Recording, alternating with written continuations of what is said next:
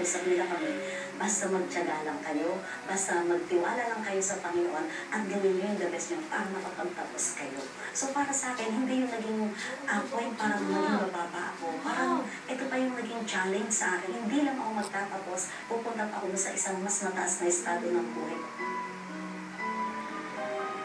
Ang background ko po ay galing po ako sa isang very popular religion. Sa sarili ko, I'm so sincere and of course committed and dedicated to the faith na ito yung simula sa pagkabata namin ay nakamulatan ko na. Kinakitaan ng husay at talino si Amor, kaya naman sa kanyang paglaki ay naging mataas din ang tingin niya sa sarili. Mataas ang grades mo, nakakatapos ka with flying colors, super taaray ako to the max. Ayan, pagkatapos, masyadong ang tingin ko sa sarili ko, masyadong mataas dahil sa klase namin. Apat kami, pare-pareho kami matatalino. Habang nasa kolehiyo at nalalapit na sa pagkamit ng kanyang mga pangarap, ay waring may kulang pa rin sa buhay ni Amor.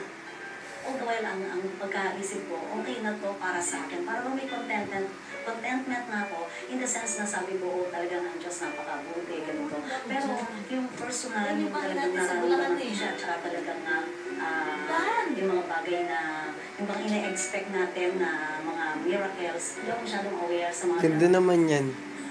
Hanggang makilala Ba't ang ganda nun? Hindi. na ginamit ng Diyos upang mabago ang kanyang buhay.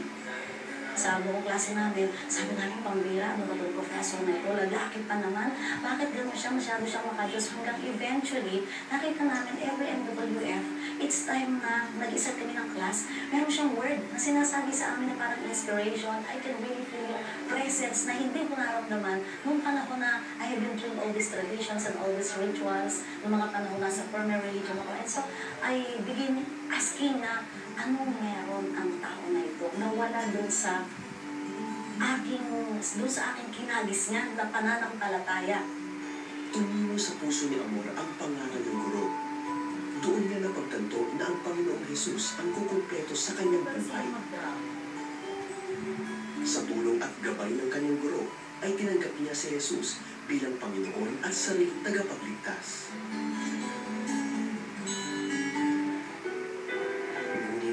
Isang hindi inaasahang bagay ang nadiskubre ni Amor. Isang cyst ang namuo sa kanyang dibdib at labi siyang nabahala tungkol dito.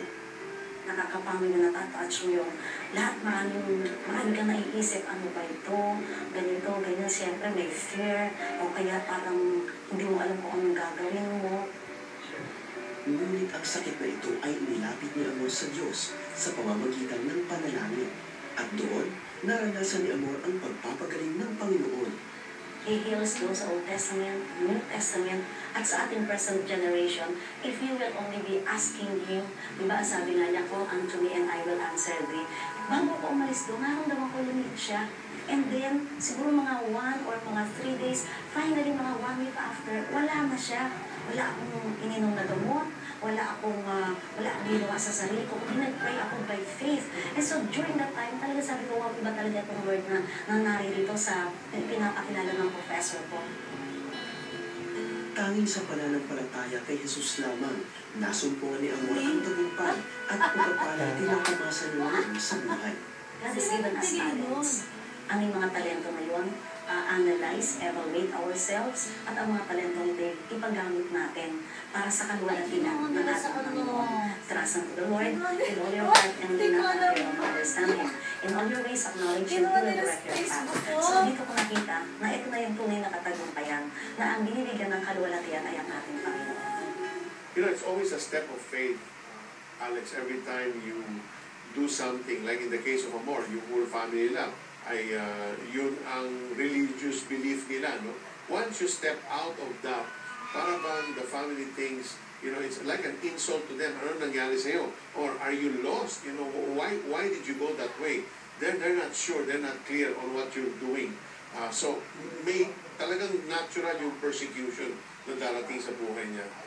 Naintindihan ko yung nangyari kay Amor dahil una sa lahat, she's going against tradition. Right. At isa pa dyan, sa totoo lang, talaga naman hindi naman talaga ini-encourage mo na basahin mo talaga yung Bible eh.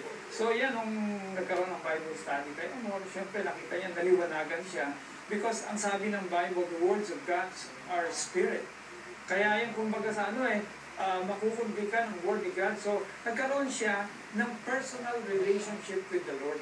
Kaya nga po yung sinasabi natin, hindi ho relihiyon ang tinataas natin, kundi yung personal na relasyon sa isang Diyos, sa ating Panginoon na siya ay Espiritu. Sabi, you must worship Him in spirit and in truth. At ang nangyari, pinanindigan ni Amor ang kanyang pananampalataya, pero hindi pa rin maniwala ang kanyang pamilya, hanggang sa nagkaroon ng pagkakataon sa pamamagitan ng isang malubhang sakit ay pinakita ng Panginoon through the faith of Amor that He is the true God.